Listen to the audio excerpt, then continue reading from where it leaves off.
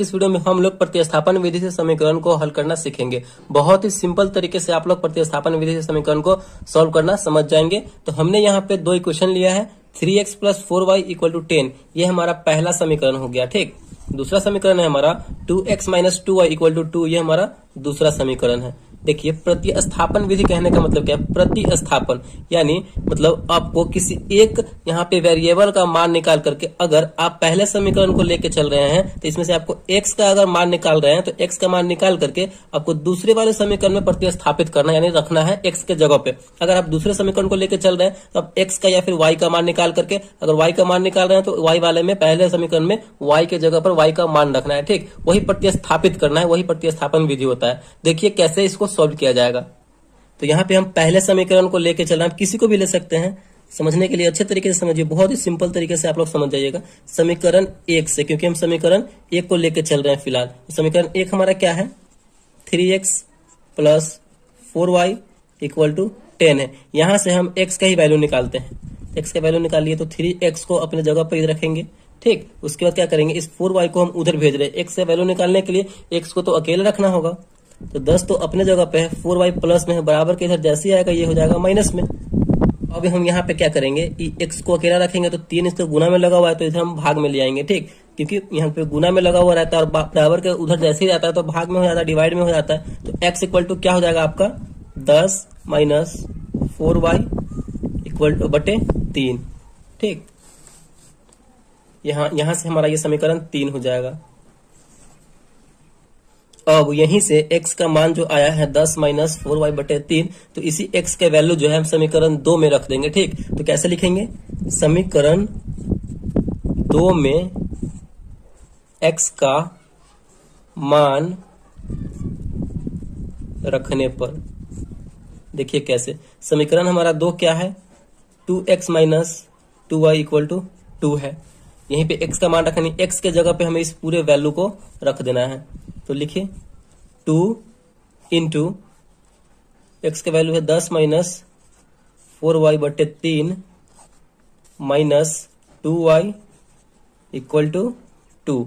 अब इसको सॉल्व कीजिए। यहां से सॉल्व करने से क्या होगा हमारा, किसी इस कंडीशन में y का वैल्यू है तो y का वैल्यू यहां से हमें पता चल जाएगा, y का मान पता चल जाएगा। ठीक, सॉल्व कीजिए। 2 में 10 से करेंगे तो 10 दूना 20, -2 में 4y से करेंगे तो 4 दूना 8y बटे में 3 - 2y = 2। ठीक, फिर आगे सॉल्व कीजिए। इसके नीचे कुछ भी नहीं तो 1 दे सकते हैं, बिल्कुल दे सकते हैं। 3 और 1 का एलसीएम लेंगे तो 3 हो जाएगा। 3 से 3 एक बार में कटेगा तो ऊपर में एक बार में गुना हो जाएगा, तो बिल्कुल वही आ जाएगा 20 - 8y। ठीक, और 3 में 2 से गुना हो जाएगा तो 3 दूना 6y = 2। आई होप आपको समझ में ये आ रहा होगा। अब इस वाले को हम क्या करेंगे, ये भाग में है तो बराबर के उधर जैसे आ जाएगा तो गुना में बदल जाएगा। ऊपर वाला है 20 माइनस, देखिए 8y माइनस में है और 6y भी माइनस में है, दोनों एक सेम कंडीशन में है, मतलब सेम टाइप का है, तो ये जुड़ जाएगा आपस में। तो माइनस में क्या हो जाएगा, -8y - 6y मिलकर हो जाएगा -14y = 3। उधर गुना में चला जाएगा तो 3 गुना हो जाएगा 6। इसको सॉल्व कीजिए। जो जिस कैटेगरी का है उसको उसके साथ रखेंगे। तो 20y वाला नंबर वाला है, नंबर वाले कैटेगरी है तो इसको इसके साथ रखेंगे। -14y तो इधर ही है, 6 अपने जगह पे है, 20 प्लस को उधर भेज रहे हैं तो माइनस में हो जाएगा 20, क्योंकि प्लस में था, बराबर को उधर गया तो माइनस में हो जाएगा। -14y = 6 में से 14 जाएगा, यानी कम में से ज्यादा घट रहा है तो माइनस में क्या बचेगा, 14 बचेगा। तो दोनों तरफ आप देख रहे हैं कि माइनस है, तो यहाँ से माइनस कैंसिल हो जाएगा। दोनों तरफ अगर इक्वल के दोनों तरफ माइनस रहे तो माइनस से माइनस ऑलरेडी यहाँ पे कैंसिल हो जाता है। अब देखिए y को वैल्यू अकेला रखने, y का मान अकेला रखने के लिए y को हम क्या, y को अकेला रखेंगे मान निकालने के लिए।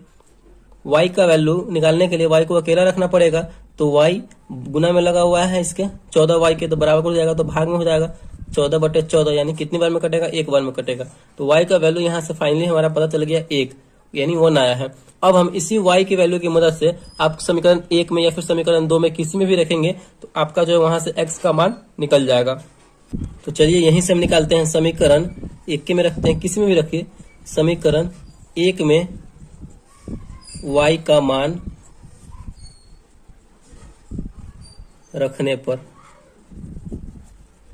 समीकरण 1 है हमारा 3x + 4y = 10 है।